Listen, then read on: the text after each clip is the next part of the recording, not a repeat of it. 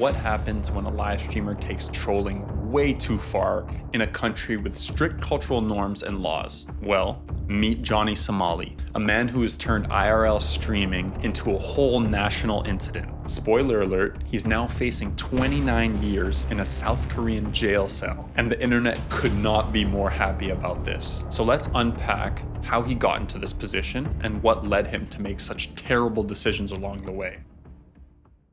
Put this in your next YouTube documentary. I don't give a fuck. Oh, say less.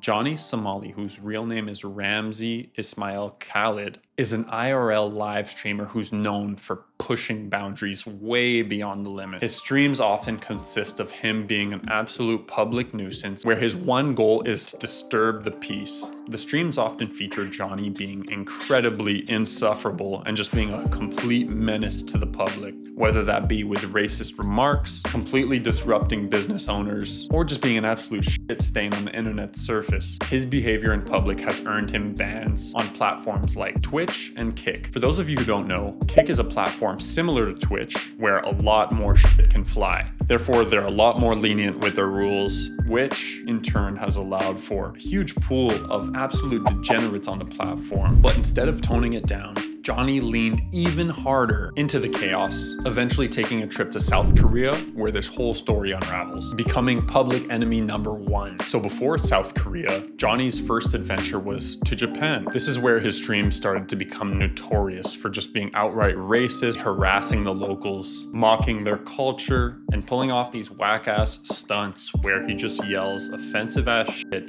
in crowded places. And eventually, this all caught up to him.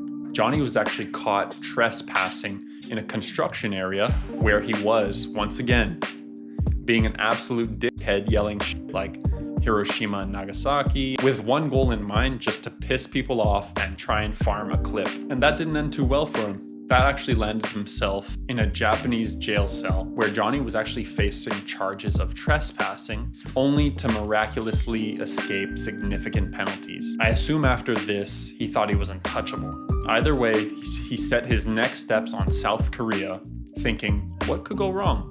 So Johnny arrives in South Korea, and as you guessed it, is up to his regularly scheduled bullshit. His terrible streams included the whole noodle throwing fiasco. Johnny walks into the 7-Eleven, starts blasting obnoxiously loud music, and decided that spilling ramen all over the counter was peak comedy. Then to make matters even better, he starts throwing the ramen at the wall, and then when the poor worker confronts him, becomes extremely disrespectful, as shown in this clip. 안 된다고요. 소주 안 된다고. Shut up, bitch. Police? Call the police, stupid ass bitch. Police 불러요, 형님. Stupid ass. I didn't even drink here. Are you dumb? I already told you, you stupid ass, bald ass bitch. I did not drink it, you stupid bitch. Fuck you. Fuck you, Chinese ass bitch.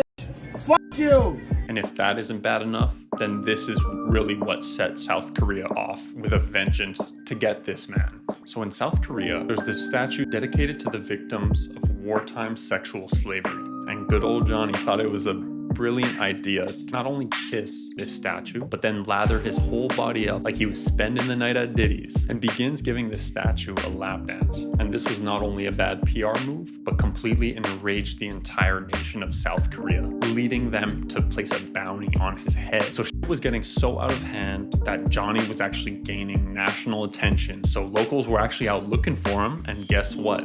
They found his ass. Not only did they find him, they were throwing out sucker punches, elbows, knees, anything they could to fuck this dude's day up. So what do you want to talk about? Swing or not? Like, when the law finally caught up to him, the Korean authorities actually launched an investigation on Johnny Somali's drug use. They ran a blood test, found out that there was THC in his system, and are now pressing charges into his alleged drug use that carries a maximum sentence of 10 years in jail. And South Korea is famously strict about drugs. So if Johnny thought that he could come to South Korea and act like this and face zero consequences, he seriously underestimated the legal system.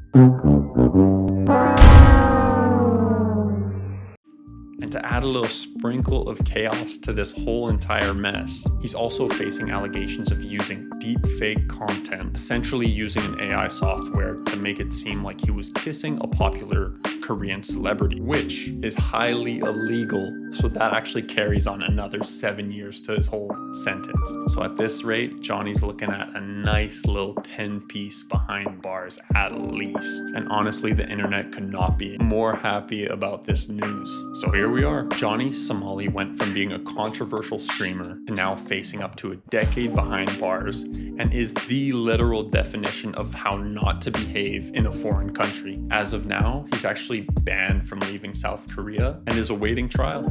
So let this be a lesson. When your brand solely revolves around pissing off people for clout, eventually you'll run out of places to hide. Whether that be playing stupid games or fucking around and finding out, Johnny sure takes the cake for that bullshit. So let's see where things go from here. What do you guys think? Do you think South Korea should make an example out of people like him coming and disrespecting their culture by giving him a nice 10-piece behind bars? Or do you think that time is a little unnecessary for the acts he's committed? Let me know in the comments, and don't forget to subscribe for more deep dives into the wild, wild world of internet drama. So until next time, stay out of trouble, y'all. And if you're traveling abroad, do not be like this fucker right here. It's your boy Juma.